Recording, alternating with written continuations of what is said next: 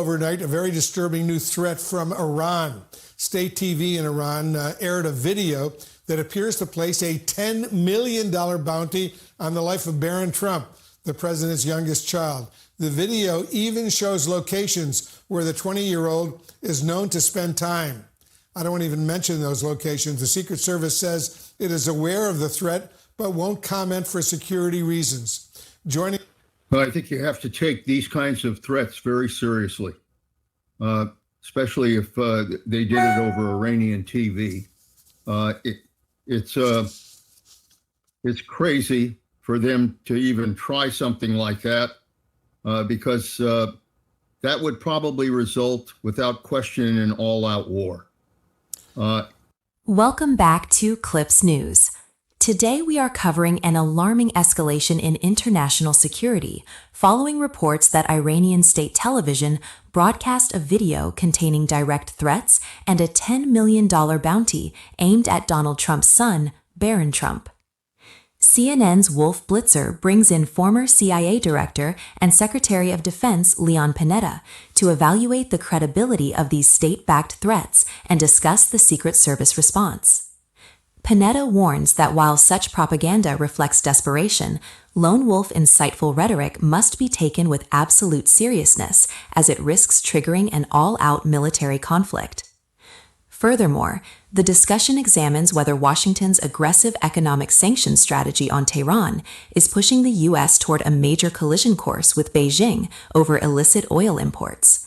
Let's break down all the details. Overnight, a very disturbing new threat from Iran.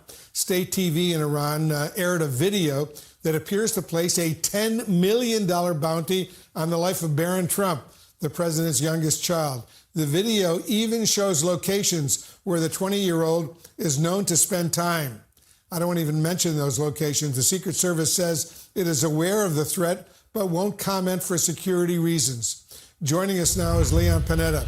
He was the defense secretary under President Obama. He was also the CIA director and formerly a member of Congress. Mr. Secretary, thanks so much for joining us. At any given time, the president and his family are among the best protected people in the world. But how concerning is this latest Iranian public threat and the apparent bounty on the life of 20-year-old Barron Trump? In this opening segment, CNN anchor Wolf Blitzer highlights a shocking development coming out of Iranian state media, a broadcast depicting target locations and floating a multi-million-dollar reward encouraging violent action against Barron Trump. The report establishes that federal protective agencies, including the U.S. Secret Service, are actively investigating the propaganda piece as a serious security concern. By airing these graphics directly on state-controlled television, Tehran moves beyond traditional diplomatic posturing into direct, insightful rhetoric targeting a president's family. This opening phase creates an immediate shock factor for our audience because it crosses a long-standing red line in international relations. Targeted threats against non-political family members signal a dramatic breakdown in traditional statecraft, hooking viewers right away. For a YouTube commentary audience, this segment sets an intense, high-stakes tone that immediately drives viewer engagement and debate over how Washington should respond. Well, I think you have to take these kinds of threats very seriously, especially if they did it over Iranian TV. It's crazy for them to even try something like that, because that would probably result, without question, in an all-out war. And so I think the United States is going to have to take that threat seriously, but I also think Iran needs to be aware of the consequences of doing anything like that. It is definitely not in their interest. Because the way that video on Iranian state TV aired, it seemed to suggest that perhaps a supporter of Iran, a supporter of terrorism in the United States, should go out and try to kill Barron Trump and then get a $10 million reward for doing so. Is that the way you understood it as well? Look, Wolf, the threats we've gotten from Iran are very similar. The word goes out that individuals here in the United States might be the kind of terrorists who might attempt that kind of assassination, either on the president or the first family. or others as well. That's the kind of intelligence we've gotten in terms of Iran's threats. And so it's for that reason that you have to take these kinds of threats very seriously and not assume that it's just propaganda. Iran, from my experience, makes these kinds of threats. You've got to be prepared to deal with it, because that kind of craziness can be a reality when it comes to what they do. And they dramatically have to beef up security for Barron Trump right now. I assume you agree, right? Absolutely. Absolutely. Moving into our second segment, former CIA Director and Defense Secretary Leon Panetta provides expert analysis on how U.S. intelligence agencies process state-level threats. Panetta stresses to Wolf Blitzer that while Iranian state media often broadcasts wild propaganda, security officials cannot afford to dismiss it as mere noise. He warns that encouraging lone wolf extremists or domestic sleeper operatives inside the United States to act on such bounties represents an extreme danger, one that, if executed, would inevitably trigger an all-out military response from Washington. This section delivers the core national security insight for our audience, as a seasoned intelligence chief explains the real-world mechanics of deterrence. Panetta's insistence that craziness can become reality in Middle Eastern geopolitics grounds the discussion in cold analytical truth. Viewers watching this segment gain a clear understanding of why foreign intelligence assessments treat public threats as actionable security risks rather than simple rhetoric. Let me also ask you, Mr. Secretary, about the current U.S. sanctions, the new sanctions on Iran, and the threat to punish countries that continue to do business with the Iranian regime. China is Iran's top export partner, and China is severely criticizing these latest new sanctions from the U.S. Is Washington headed for a collision course with Beijing? Well, I think what's happening, Wolf, is that we've been in a stalemate in Iran. Both sides are running out of options as to what to do. The United States has tried military action that has not brought down the regime. It hasn't stopped them from firing missiles. It hasn't stopped them from closing the Straits of Hormuz. And on the nuclear issue, we're nowhere in terms of trying to decide who controls the enriched fuel and what happens in terms of some kind of inspection regime.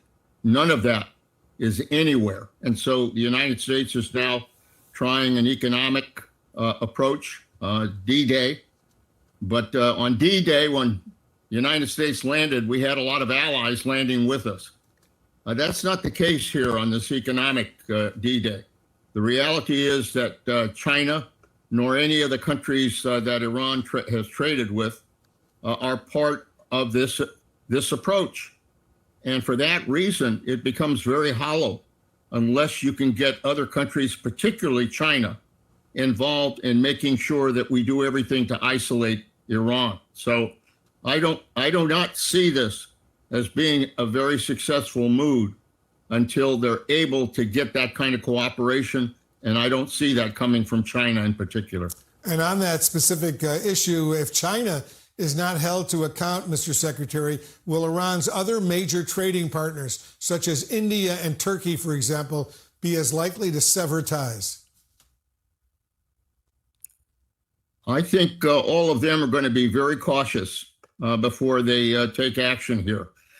Frankly, the United States, prior to making this kind of announcement, should have lined up these countries to support isolating Iran. They didn't do that. In the press conference yesterday, the secretary is kind of hopefully praying that these other countries will come in and support this initiative. That's not a good way to conduct business. You've got to lay that groundwork. You've got to build those allies into the package. They've got to be committed to doing this. Otherwise, as I said, you can say you're going to conduct, a D-Day approach on on the economy, but the reality is nobody's going to show up. And that means that, frankly, we're going to continue right now in this forever war. That's the likely outcome of all of these actions that we're seeing now.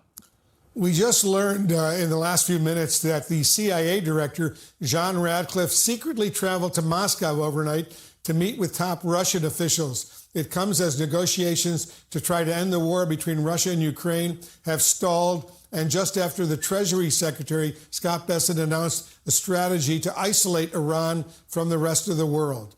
Would Russia, you think, support any of this? Well, my experience is that the axis that involves Russia, China, North Korea, and Iran is very tight. They're all supporting one another. They've provided drones. They've provided weapons. They've provided fighters to one another. And so, I appreciate the fact that we're going to Russia, but the secretary didn't mention Russia, and he really didn't even mention China by name in terms of the kind of difficulties that we're going to run into unless we get their cooperation. I think it's a long shot. I think our adversaries are going to continue to work together, and I'm not sure we're going to make any progress going directly to Russia until the United States makes very clear that we are going to provide weapons to Ukraine to defend itself. If we send that message, they'll pay attention. But just to simply send the CIA director there on a hope and a prayer is not going to do it. In our final segment, Wolf Blitzer and Leon Panetta pivot to the broader geopolitical picture, examining whether Washington's push for aggressive economic warfare against Iran will trigger a direct standoff with China. With Tehran continuing to export oil to Beijing despite severe U.S. sanctions, Panetta notes that economic pressure alone cannot succeed unless the administration is willing to confront China directly. This creates a critical diplomatic dilemma, as clamping down on Chinese buyers threatens to ignite economic friction between two global superpowers. This concluding section provides our audience with essential macroeconomic context, elevating the story from a regional threat to a global power struggle. It highlights the strategic limits of unilateral economic sanctions when rival superpowers step in to provide economic lifelines. If you want to stay updated on this unfolding national security crisis, make sure to like the video and subscribe to Clips News for